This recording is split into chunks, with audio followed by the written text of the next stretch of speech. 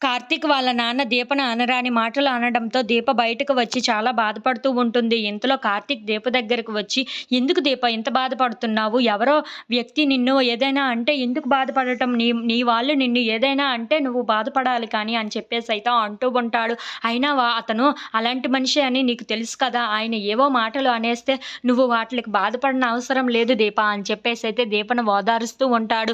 ఇంతలో అక్కడ ఉన్న దీపను చూసి, "అవును దీప, ఈ విషయాలన్నీ గౌతమ్‌కి ఎలా తెలుస్తున్నాయి? గౌతమ్‌కి ఎవరో హెల్ప్ చేస్తున్నారన్న విషయం నాకు అర్థమవుతుంది" అని చెప్పేసైతే అంటూ ఉంటాడు.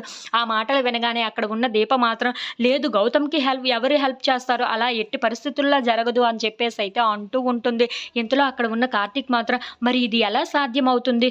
నువ్వు వాళ్ళ ఇంటికి వచ్చి ఇవన్నీ చేస్తున్నావన్న విషయం ఎలా తెలుస్తుంది? ఆ గౌతమ్ గాడికి ఎవరో హెల్ప్ చేస్తున్నారు దీప" అని చెప్పేసైతే అంటూ ఉంటాడు.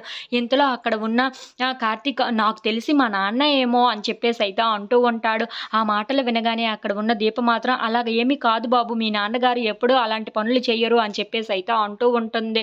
ఆ మాటలు వినగానే అక్కడ ఉన్న కార్తీక్ మాత్రం, "ఏంటి దీప అలా అంటున్నావు" అని చెప్పేసైతే అడుగుతూ ఉంటాడు. "ఆయనకి ఉన్నది కోపం మన మీదనే తప్ప ఈ విషయాల్లో కాదు" అని చెప్పేసైతే అంటూ ఉంటుంది. "సరేలే, తర్వాత దాన్నేమో చూసుకుందాం కానీ ఇప్పుడు ప్రశాంతంగా వెళ్లి భోజనం చెయ్యి" అని చెప్పేసైతే అంటూ ఉంటాడు. ఇంతలో అక్కడ ఉన్న దీప మాత్రం సరే అని చెప్పేసైతే అంటూ ఉంటుంది. ఇంతలో అక్కడ ఉన్న కార్తీక్ మాత్రం, "దీప, ఈసారి నీకు ఎలాంటి బాధ వచ్చినా ఏమొచ్చినా నేను ఉన్నాను, నీ భర్తని ఉన్నానని ఒక్కసారి గుర్తుపెట్టుకో దీప.